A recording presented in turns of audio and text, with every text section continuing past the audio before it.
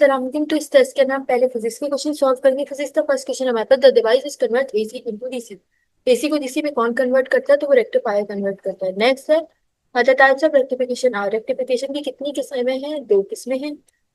एक होती है हाफ वेव, वो एक होती है फुल वेव रेक्टिफिकेशन। नेक्स्ट है, rectification is possible by. Rectification किसकी वजह से पॉसिबल है? वो डायोड्स जो होते हैं वो अलाउ करते हैं करंट को पास होने से एक डायरेक्शन में।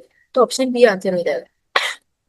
इसकी वजह से रेक्टिफिकेशन पॉसिबल है। नहीं तो semiconductor diode can be use as a rectifier, because semiconductor diode किस तरह यूज हो सकता है? तो वो यूज हो सकता है, हमारे पास डायोड जो होगा वो कंडक्ट कराएगा फॉरवर्ड बाइस्ड और करंट को ब्लॉक कराएगा रिवर्स बाइस्ड को। तो ऑप्शन ए आंसर हो जाएगा। नेक्स्ट है, the simplest type of rectification known as half wave rectification is obtained by। तो हाफ वेव रेक्टिफिकेशन किस तरह ऑब्टेन की जाती है? वो ऑब्टेन की जाती है एक हाफ साइकिल से डायोड की मदद से। तो आंसर हो जाएगा हमारे पास आंसर ऑप्शन बी। नेक्स्ट है, output of half wave rectification is suitable only. Output of half wave rectification किसके लिए सुटेबल होती है? वो सुटेबल होती है सबके लिए, all of these. Option B answer हो जाएगा। बैटरी के लिए भी, मोटर के लिए भी, रेडियो के लिए भी। नेक्स्ट है, during the interval 0 to 7 forward bias diode offer. Forward bias diode क्या ऑफर करता है? बहुत small amount of resistance offer करता है। Option A answer.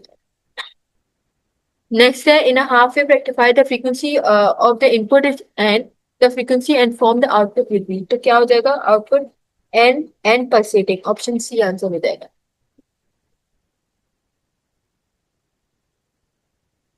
नेक्स्ट है हमारे पास, इन अ bridge rectifier how many diodes conduct during each half cycle of input.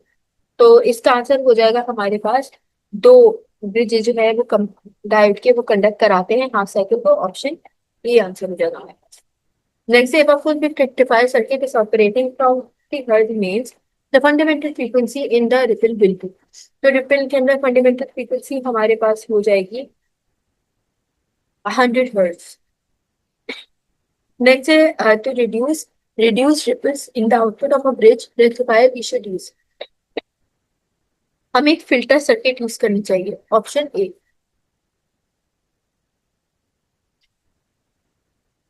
Forward resistance के लिए। नेक्स्ट है, output voltage of rectifier is not smooth, it can be made smoothly by using circuit मोनर। Circuit के लिए क्या use करना चाहिए? Filter circuit use करना चाहिए। Option A. ये इसका आंसर नहीं होगा, फिल्टर सर्किट आंसर। और इसके अंदर भी फिल्टर सर्किट ही यूज होगा। नेक्स्ट है, a basic reason why a full wave rectifier has a twice the efficiency of a half wave rectifier is that. क्या होती है? इसका आंसर हो जाएगा हमारे पास कि वो यूटिलाइज करेगा हाफ साइकिल के इनपुट के। नेक्स्ट है 14 हमारे पास, if a half wave rectifier use to convert to 50 hertz AC into DC, then the number of pulses present in rectifier voltages। तो इसका आंसर हो जाएगा हमारे पास 50 हर्ट्ज। हमने क्या किया इसके अंदर? 50 हर्ट्ज एक पल्स के अंदर जाने तो 50 पल्स प्रोड्यूस होंगे। नेक्स्ट है हमारे पास, the output from a full wave rectifier. तो जो आउटपुट होता है फुल वेव रेक्टिफायर का वो क्या होता है? वो होता है हमारे पास बोथ बी और सी दोनों, यानी कि यूनिडायरेक्शन भी होता है और एसी वोल्टेज भी होता है। Next the applied input AC power to a half wave rectifier is 100 watt, the DC output power obtained is 40 watt. What is rectification efficiency? इसका आंसर हो जाएगा 40%, यानी कि डीसी को हमने डिवाइड किया एसी से और मल्टीप्लाई कर दिया 100 से। 40% हमारी एफिशिएंसी का आंसर आ जाएगा। नेक्स्ट है, the ripple factor indicate the number of ripples in that. Ripple factor क्या बताता है? डीसी के इनपुट को बताता है। ऑप्शन सी हमारा आंसर हो जाएगा। उसके बाद है हमारे पास, फॉर अ हाफ वेव और full wave rectifier the peak inverse voltage of the rectifier is always. तो वो क्या होता है? वो होता है हमेशा ग्रेटर इनपुट वोल्टेज से। नेक्स्ट है, the most common device use as filter is. जो सबसे कॉमन डिवाइस जो कि फिल्टर के तौर पे यूज होती है वो होती है कैपेसिटर। नेक्स्ट है, the method by which only one half of AC cycle is converted into direct current is called. तो वो होती है हमारे पास half wave rectification. Option C है। नेक्स्ट है, if time period of input T is the full wave bridge rectifier circuit, then time period of the pulsating output of the circuit will be. तो इसका answer हो जाएगा हमारे पास P option. Next in the full wave rectification the output DC voltage across the load is obtained for। तो कब obtain होता है, वो होता है फुल वेव रेक्टिफिकेशन जो है वो आउटपुट देती है दोनों हाथ में एसी के। ऑप्शन सी आंसर है। नेक्स्ट है the induce EMF in a coil is proportional to. Induce EMF किसके प्रोपोर्शनल है, वो प्रोपोर्शनल है हमारे पास rate of change of magnetic flux के कॉइल के। नेक्स्ट है straight copper wire is moved in uniform magnetic field such that it does not cut the magnetic lines of force. तो इसका आंसर हो जाएगा हमारे पास ऑप्शन ए, यानी कि EMF will not be induce. Next है डायनेमो कन्वर्ट। डायनेमो क्या करता है, कन्वर्ट करता है मैकेनिकल टू इलेक्ट्रिकल एनर्जी में। Option A. अब हम जो है केमिस्ट्री के क्वेश्चन की तरफ बढ़ते हैं। केमिस्ट्री का फर्स्ट क्वेश्चन है a try atomic molecule with zero direction movement has shape. तो उसका शेप कैसा होगा, यानी कि बिल्कुल सीधा। नेक्स्ट है dipole movement is defined as. Dipole movement किस तरह डिफाइंड होता है, वो चार्ज को जब हम मल्टीप्लाई करते हैं डिस्प्लेसमेंट से, ऐसे डिफाइंड होता है। Option A. नेक्स्ट है bond energy charge with. Bond energy को हम किस तरह चार्ज करते हैं, 8.0 डी से। ऑप्शन डी आंसर हो जाएगा। नेक्स्ट है the amount of energy required to break one mole of a bond to separate atom is called. तो इसका आंसर हो जाएगा हमारे पास बॉन्ड एनर्जी सेपरेट एटम के जरिए। तो नेक्स्ट है the unit of dipole movement test. Unit जो है डायपोल मूवमेंट का वो क्या है, नेक्स्ट है a measure of the degree of polarity is known as. तो जो मेजर है डिग्री की सी पोलैरिटी क्या कहलाती है, वो कहलाती है dipole movement. Option A. Next है which one of the following molecule has zero dipole movement. कौन सी मॉलिक्यूल्स है जिनके अंदर जीरो डायपोल मूवमेंट होती है, तो इसका आंसर हो जाएगा CCl4। Option A. नेक्स्ट है in which substance is each carbon atom covalently bounded to only 3 other atoms. तो इसका आंसर हो जाएगा हमारे पास ग्रेफाइट। उसका कार्बन एटम जो है वो 3 बॉन्ड्स बनाता है प्लेनर शीट के साथ। Option A. Next, hydrogen can form both ionic and covalent compound with which element will hydrogen form an ionic compound। तो इसका आंसर हो जाएगा हमारे पास सोडियम। सोडियम का जो मेटल है वो हाइड्रोजन के साथ कंबाइन होकर आयनिक बॉन्ड बनाता है। Option D. नेक्स्ट है every item consist of electron proton and neutron except. इसके अलावा क्या होता है, helium atom. Option D answer हो जाएगा। नेक्स्ट है layer of carbon atom in graphite are held by. तो लेयर ऑफ कार्बन एटम जो कि ग्रेफाइट के साथ हेल्ड होते हैं वो किसके जरिए होते हैं, वंडर वाल फोर्सेस के जरिए होते हैं। Option C. नेक्स्ट है arrange the following hydrogen bond in order to increase strength OHCl OHN FHOH। तो इसका आंसर क्या हो जाएगा हमारे पास, ऑप्शन ए, यानी कि हाइड्रोजन ऑक्सीजन।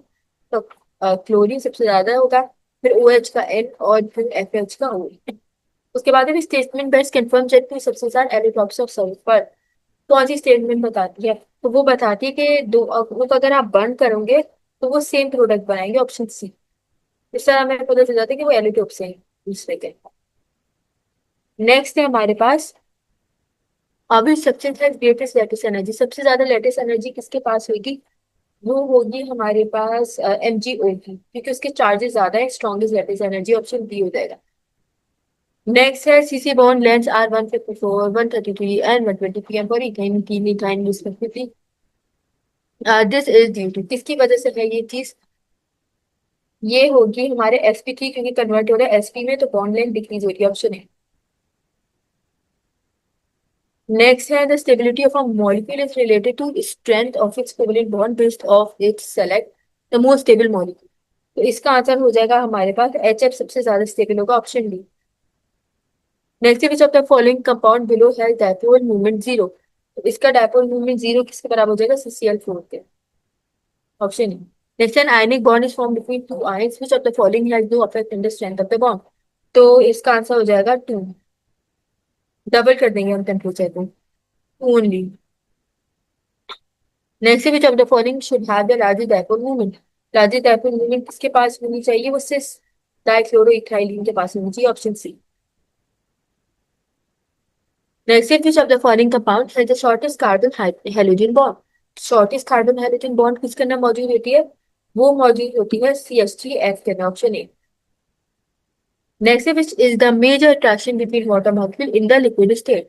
तो इसका आंसर हो जाएगा hydrogen bond. Option C. Next there are no attraction between the water molecule that is why it is a liquid. Sorry, benzene hexane pair is soluble in. वो किसके अंदर soluble होएगा, तो वो CCl4 के अंदर सॉल्युबल होगा। बेंजीन और हेक्सेन क्या है, नॉन पोलर है।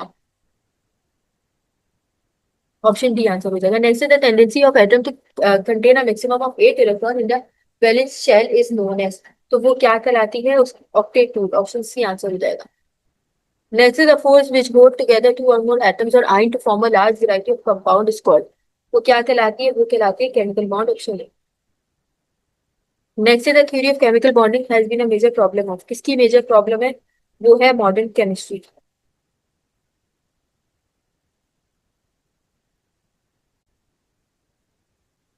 तो बायोलॉजी का फर्स्ट क्वेश्चन है, dash provides a visual recorded complex series shows the evolution of an organism.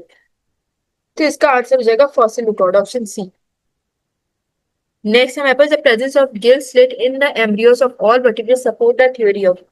किस थ्योरी को सपोर्ट करता है, वो सपोर्ट करता है हमारे पास ऑर्गेनिक एवोल्यूशन की थ्योरी को। Option C. नेक्स्ट है which is not a character of fossils. कौन सी चीज है जो करेक्टर नहीं है फॉसिल की। इसका आंसर हो जाएगा लिविंग। Option C. नेक्स्ट है functionally different but structurally alike organs are. जो फंक्शनली डिफरेंट हो और स्ट्रक्चरली सेम हो उनको हम बोलते हैं होमोलोगस। नेक्स्ट है हमारे पास analogous organ help organs to live in. Analogous organ किस ऑर्गेनिज्म को रहने में किस तरह मदद करते हैं, वो उनके अपने ही एनवायरमेंट में रहने को मदद करते हैं। ऑप्शन डी आंसर हो जाएगा। नेक्स्ट में चलते हैं फॉलोइंग के term can not be used to describe a species. कौन सा टर्म है जो कि यूज नहीं किया जा सकता स्पीशीज को डिस्क्राइब करने के लिए, तो वो है कि ग्रुप ऑफ एनालॉगस स्ट्रक्चर। ये गलत है। ऑप्शन डी आंसर हो जाएगा। Next when two species of different genealogy come to resemble each other as a result of adaptation, तो adaptation the phenomenon is termed as। तो इसका आंसर हो जाएगा convergent evolution। Option B. Next which of the following idea is common to both Darwin and Lamarck's theories of evolution। तो इसका answer हो जाएगा हमारे पास evolutionary adaptation। Option C. between organism and their environment। Next है Charles Darwin was born in. Charles Darwin कहाँ पैदा हुआ था, वो पैदा हुआ था श्यूसबेरी इन वेस्टर्न इंग्लैंड में। ऑप्शन बी आंसर हो जाएगा। नेक्स्ट है हमारे पास in the progress in population genetics Mendelism and Darwinism were reconciled and the genetic basis of dash और वर्ड आउट। तो इसका आंसर हो जाएगा हमारे पास variation natural selection. Option D. Next है बात है reconciliation of Mendelism and Darwinism a comprehensive theory of evolution was developed that become known as. तो उसको हम बोलते हैं मॉडर्न सिंथेसिस और new Darwinism. Option D.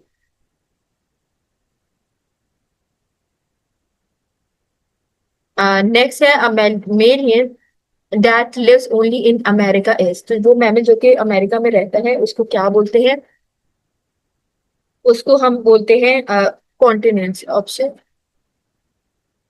These continents. Next है मॉडर्न सिंथेसिस और new Darwinism the word synthesis depict. Modern synthesis और new Darwinism में क्या बता रहा होता है, वो बता रहा होता है इंटीग्रेशन और डिस्कवरीज के बारे में। Option B.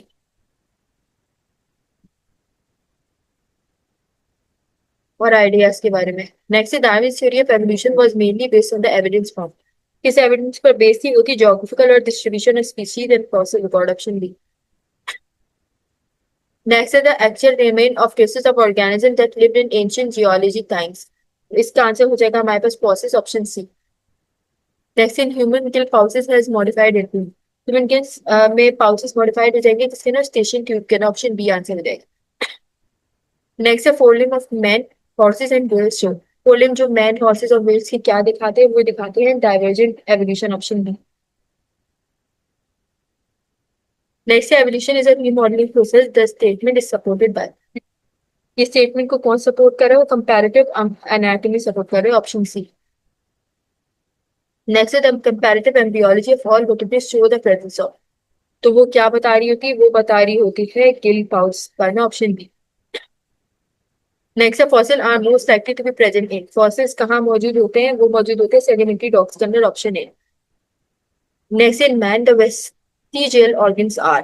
तो वेस्टिजियल ऑर्गन्स क्या होते हैं, एबीसी तीनों आंसर हो जाएंगे। मतलब कि कॉक्सिस भी मौजूद होते हैं, एयर मसल्स और निकटेटिंग मेम्ब्रेन मौजूद होते हैं, मतलब इनका कोई काम नहीं होता। नेक्स्ट है two population of given species will only evolve into two distinct species if they are subjected to. तो सब्जेक्टेड किसकी तरफ होते हैं, वो सब्जेक्टेड होते हैं हमारे जियोलॉजिकल आइसोलेशन की तरफ। Next an example of adaptive radiation would be. वो क्या होती है रेपिटेटिव रेडिएशन की एग्जांपल हुए डार्विन की फ्रेंचेस, ऑप्शन डी।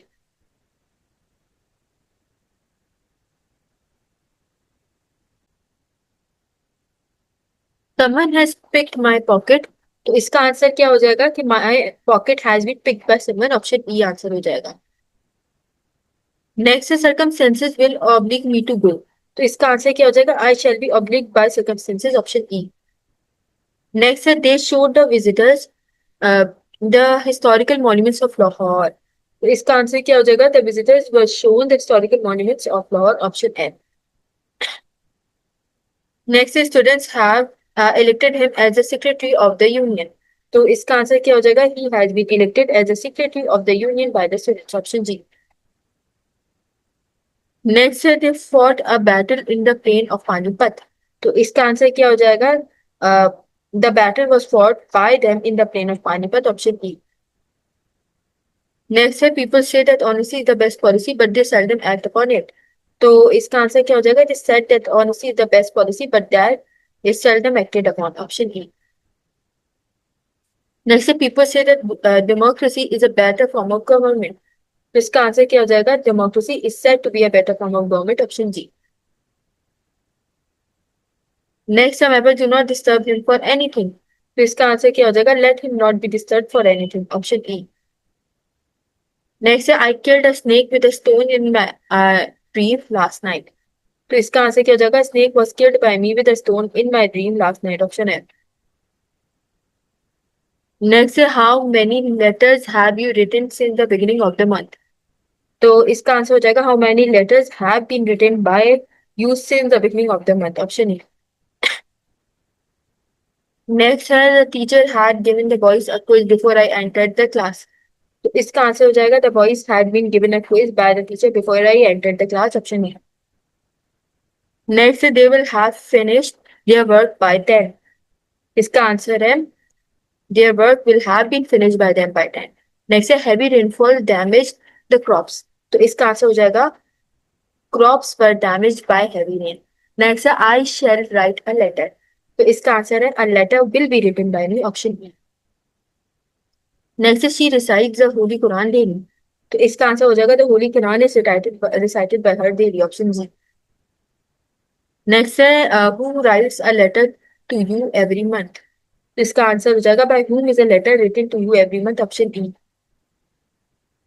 नेक्स्ट है why do the children make noise, तो इसका आंसर हो जाएगा why is noise made by the children, option E. Next है who ring the bell, तो इसका आंसर हो जाएगा by whom is the bell rung, option है। नेक्स्ट है how did he obtain good marks in English, तो इसका answer हो जाएगा how were good marks obtained by him in English, option E. Next है why did you discourage them, तो इसका answer हो जाएगा why were they discouraged by the you। नेक्स्ट है the police will soon arrest the murderer, तो इसका answer हो जाएगा the murderer will soon be arrested by the police, option E. Boys will have played cricket before the sunset, answer हो जाएगा cricket will have been played by boys before the sunset, option G. He won't have bought books before I met him, तो इसका answer हो जाएगा books won't have been bought by him before I met him, option E. Next है man all over the world love money, तो इसका answer हो जाएगा money is loved all over the world, option है।